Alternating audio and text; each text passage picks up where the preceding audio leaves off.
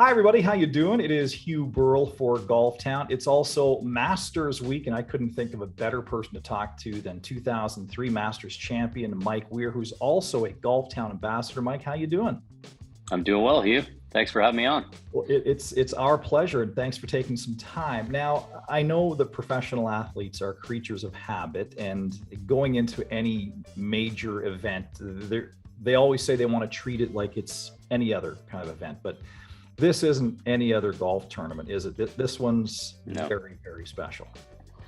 It's very special, and it takes, to your point, you want to kind of have the same routine, the same feel, but there's different preparation, I think, that goes into Augusta. I think it's such a razor's edge between, really good golf shots and really good results and disaster out there. And so you have to have a mindset of being extra patient. I mean, because you can hit some really good looking shots that catch a slope and run way away, and you're really struggling, and you can walk off with a bogey where you feel like you didn't really do anything wrong.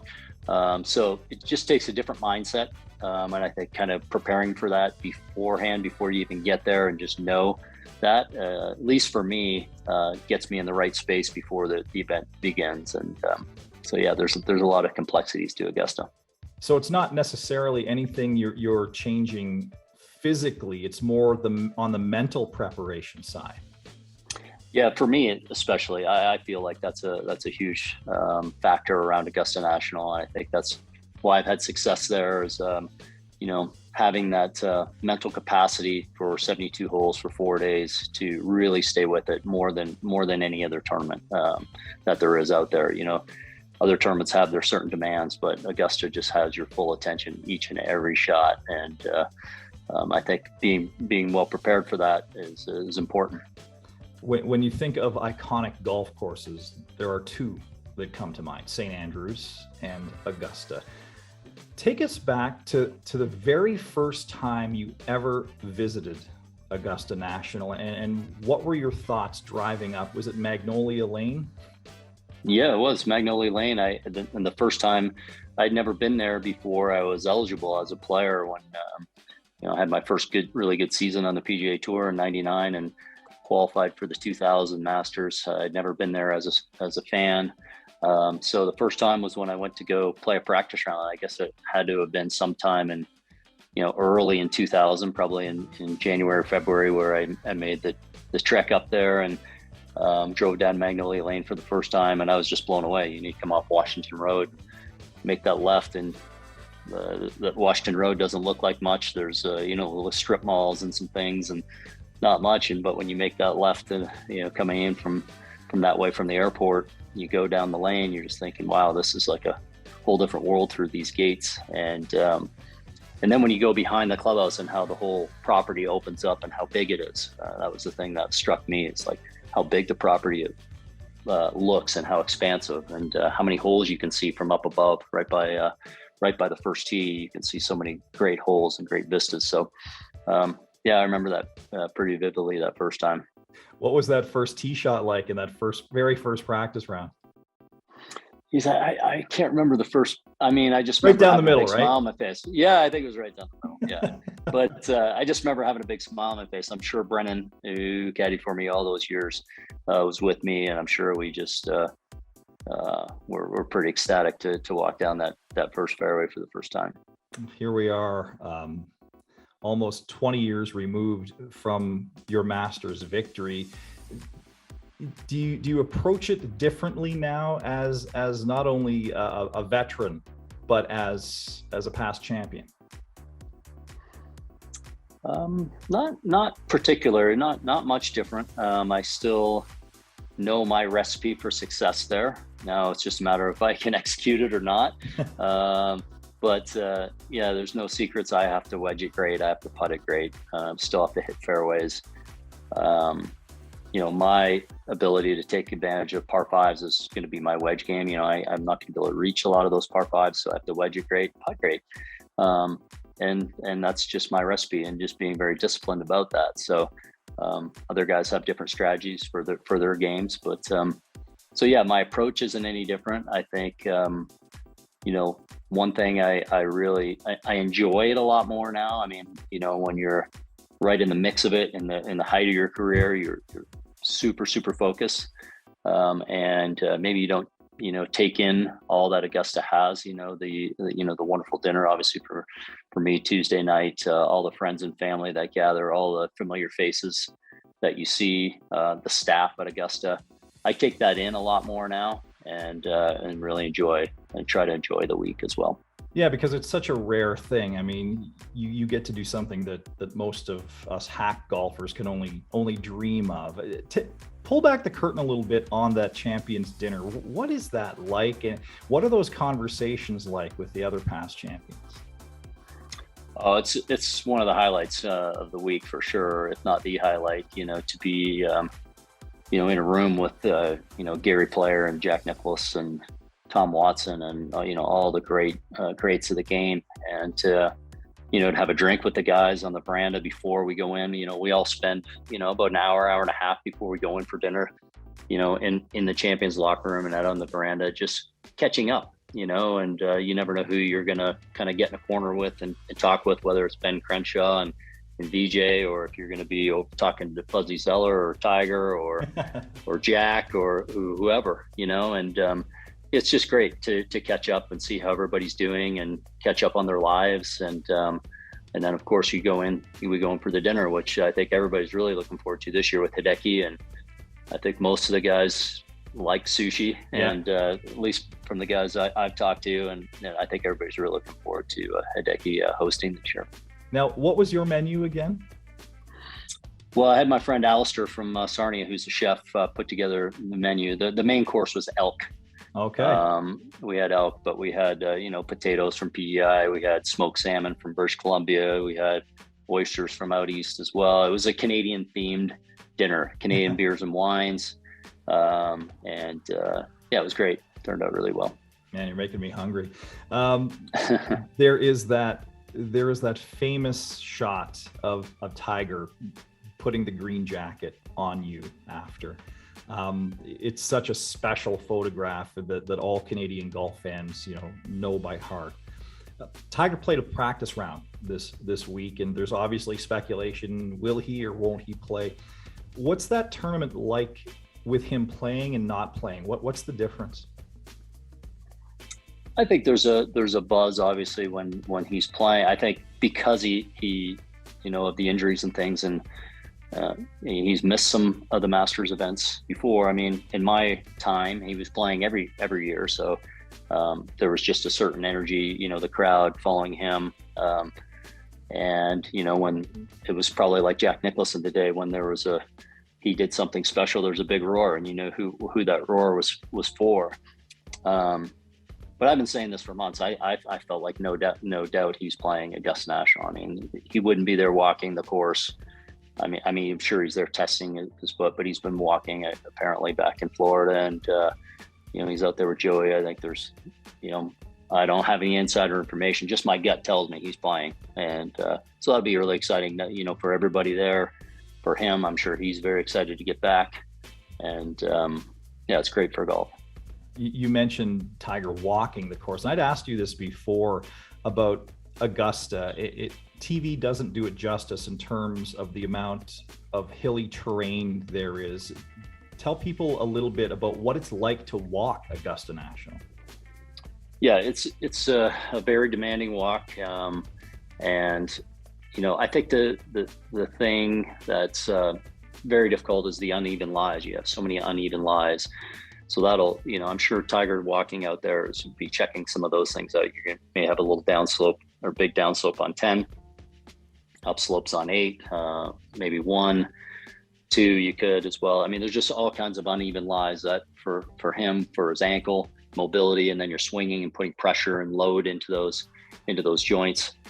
So that'll be something I'm sure he's been paying attention to see how his ankle's taking that. But, at the end of the day, you are tired when you walk, even, as a 51-year-old, but even when I remember being a 29-year-old, my first time, or 30-year-old, you're just a little exhausted. You're mentally exhausted and physically.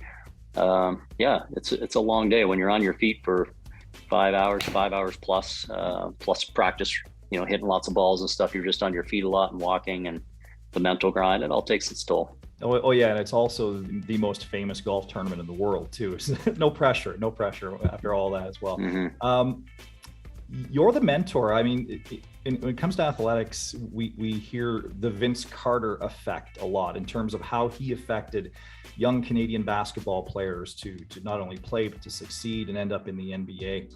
Well, Canadian golf, there's the Mike Weir effect as well. And now you've got guys like Corey Connors and Mac Hughes teeing it up at the Masters as well. And you're partially responsible for that because you've inspired this generation of golfer. So you're kind of like the mentor to these guys. How much time will you spend with them at Augusta?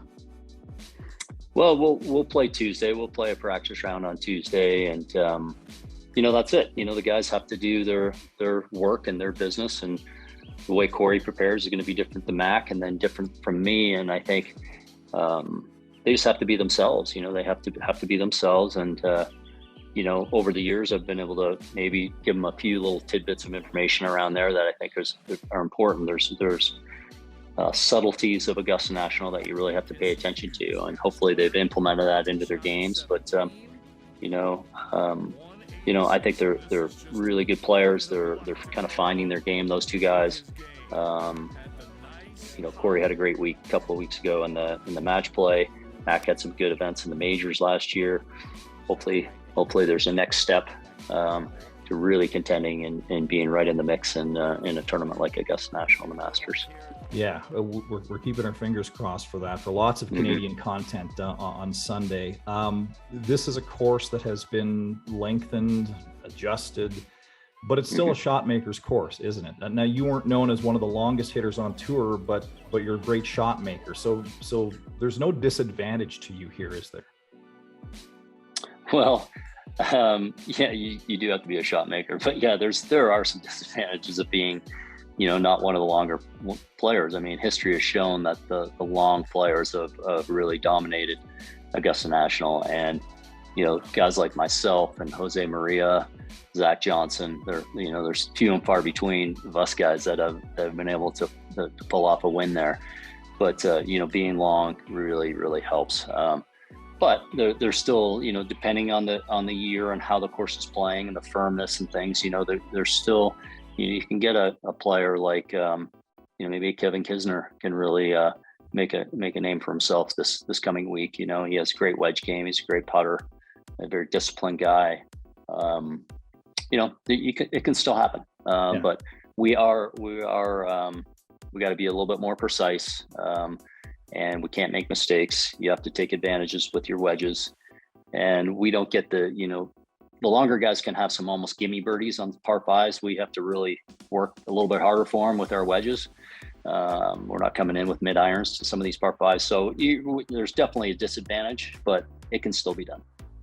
Okay, I was trying to be nice, Mike, but I'm being real. It's just a fact. That's okay. No, but I guess what I meant is that you don't hit it as far, but accuracy is still key in a course like this, and that's something that you're known for.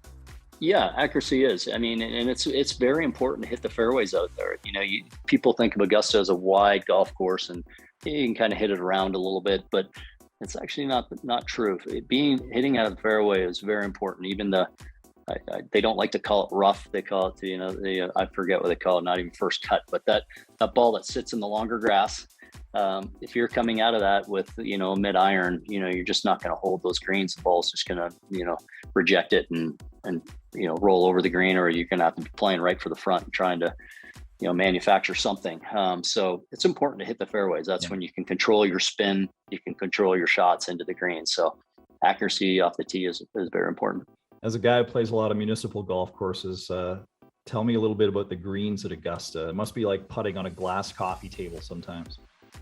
Yes, it is. I mean, that's the other thing. I was talking with someone, a local station here in Utah a little bit earlier, and they were asking about putting, and we were talking about potential favorites there. And a guy like Patrick Cantley, who has this nice cadence to his putting, where the ball is just kind of dripping into the front edge, kind of like Ben Crenshaw when he won his couple of Masters. I've always believed, like for me, putting that way is super important, because you just want that ball. The greens are so fast, you get above the hole, you just want that ball just creeping in the hole and using the whole hole, the whole 4 1/4 inches. If you start, hitting, 4 and 5 footers a little bit firm, you can literally be left with 8 and 10 feet back. Just hitting a little bit extra hard, catches high side of a lip, you'll have 8 feet coming back. So you got to putt smart. When you have certain putts, you can be a little bit more aggressive, but that's what makes Augusta National so special. You have to think about, a regular tour event, you're not thinking of all this, but I guess you really have to think about how you're hitting a 3-foot putt. If you're right underneath the hole, you can give it a little bit. If you're on a side slope, maybe a little bit downhill, you have to hit that putt with such touch and depth that it's just going to creep in, because if you hit it firm and miss, literally you could be 20 feet by on a 3-footer. It just, that's the way that Augusta putts.